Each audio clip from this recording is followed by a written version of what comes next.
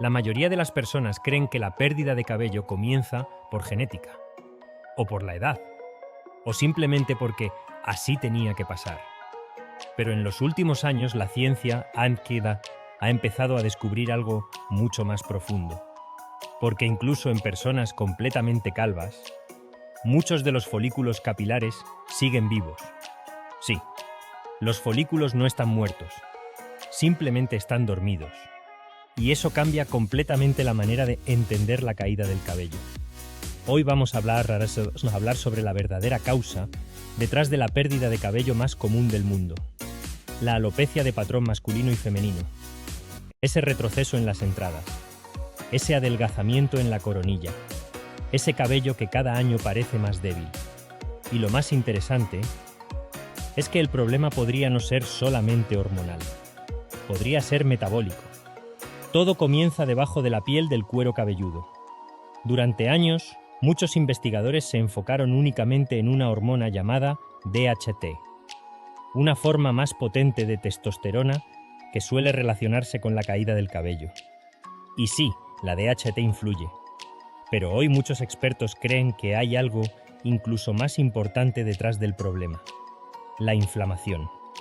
Porque cuando existe inflamación constante en el cuero cabelludo, empiezan a producirse pequeños cambios invisibles debajo de la piel. La circulación empeora. Los nutrientes llegan con más dificultad. El oxígeno disminuye. Y poco a poco comienza a formarse tejido cicatricial, como una barrera física. Una barrera que impide que el folículo funcione correctamente. Imagínalo como una planta atrapada bajo cemento. La semilla sigue viva, pero no puede crecer. De hecho, investigaciones recientes encontraron que las células madre responsables del crecimiento del cabello siguen presentes incluso en personas completamente calvas. El problema es que permanecen inactivas, dormidas. Y aquí es donde las cosas se ponen realmente interesantes. Porque muchos tratamientos para la caída del cabello fracasan no necesariamente porque sean inútiles, sino porque existe una barrera física que impide que funcionen correctamente. El problema no siempre es el remedio. A veces el problema es que nada logra penetrar profundamente donde realmente se necesita. Ahora bien, ¿qué causa toda esta inflamación? Aquí aparece otro factor enorme: la resistencia a la insulina. Y este podría ser el verdadero enemigo silencioso detrás de millones de casos de pérdida de cabello. La resistencia a la insulina ocurre cuando el cuerpo produce demasiada insulina durante demasiado tiempo. Las células comienzan a dejar de responder correctamente. Entonces, el cuerpo intenta compensarlo produciendo aún más insulina. Y este estado altera muchísimas funciones importantes del organismo, especialmente la circulación, la inflamación y las hormonas. Algo muy curioso sobre el folículo capilar es que necesita glucosa para funcionar correctamente. Pero aquí está la trampa.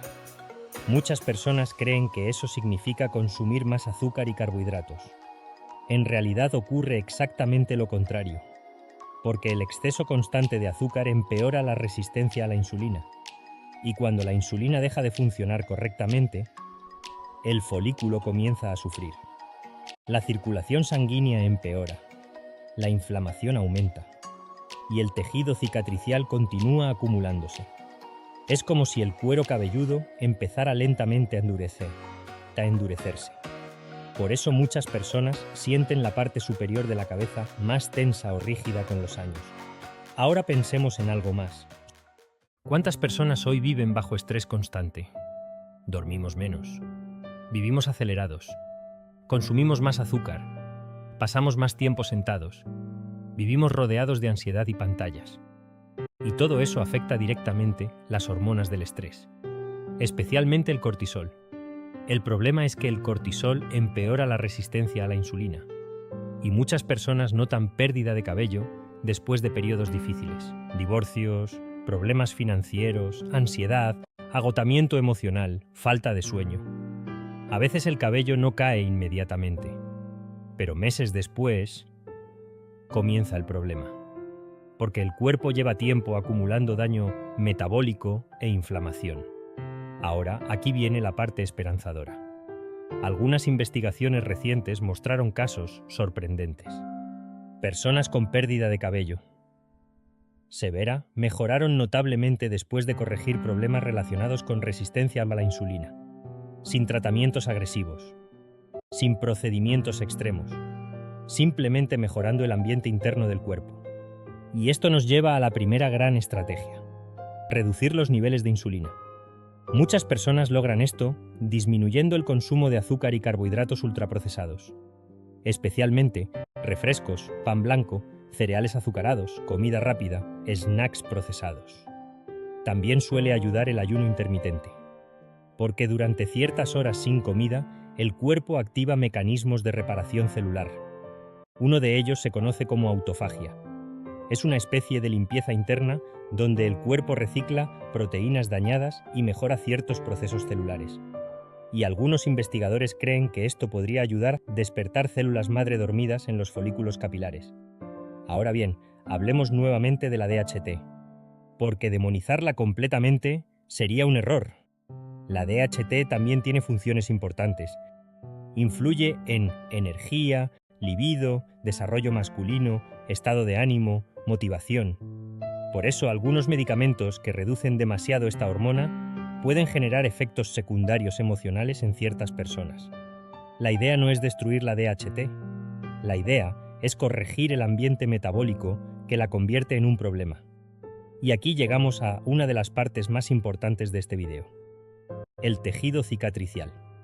Porque si existe una barrera física bloqueando el folículo, necesitamos abrir nuevamente el camino.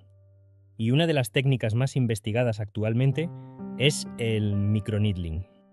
Consiste en crear microperforaciones muy pequeñas en el cuero cabelludo utilizando dispositivos especiales. Esto activa un proceso de reparación natural. Y durante esa reparación, el cuerpo comienza a reemplazar tejido dañado por tejido más saludable. Es como si lentamente se aflojara el cemento que estaba atrapando el folículo. Además, durante un corto periodo después del procedimiento, ciertos tratamientos tópicos pueden penetrar mucho mejor. Y aquí aparece otro nombre interesante: melatonina tópica.